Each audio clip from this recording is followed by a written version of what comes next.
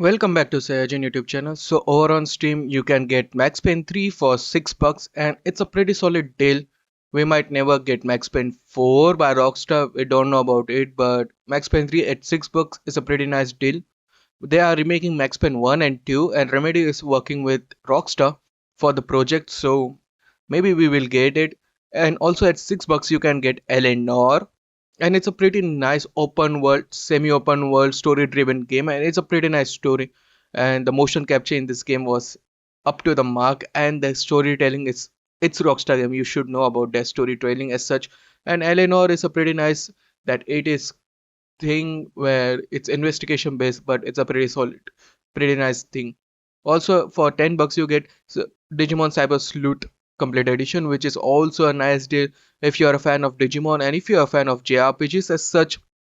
RPG per se, this is a game for you, but yeah, if you are a fan of those Digimon, cute Digimon games, and yeah, at $10, I highly recommend it to you.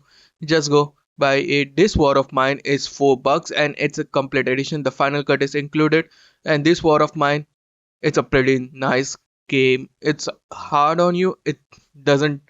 It's pretty hard. It's a war kind of a game, and it is told in the perspective of civilians, how they are doing it, how they deal with these scenarios as such, and it's a pretty nice game.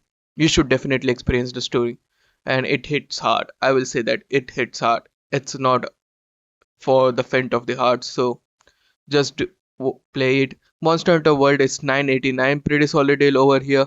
Monster Hunter Wilds has been announced, and we know how long Capcom supports their games as such. So Monster Hunter World at this price point, it's a pretty solid deal, and you can sink tons of hours into this game. It's like it's your playground. You can sink literally hours into this game, more than 40 hours or such.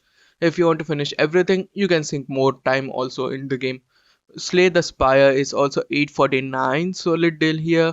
If you're a fan of card-based game as such, this is a game for you. I'm not a fan of a game. I'm not that fan of card mechanics as such, so I will not say anything about it.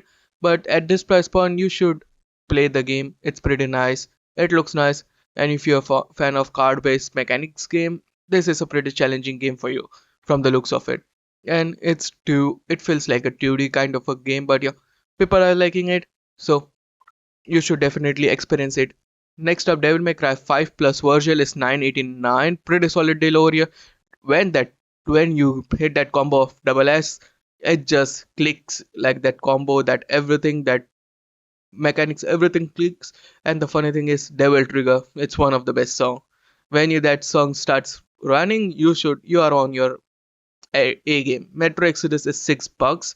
Petro is a kind of a series which is mostly environmental storytelling as such, and you can sink not that much hours into it. It's a game where you experience the story from the perspective of environment. At 750, South Park The Stick of Truth is a pretty nice RPG per se, and yeah, you can sink some time into this game, which is also a pretty solid deal per se.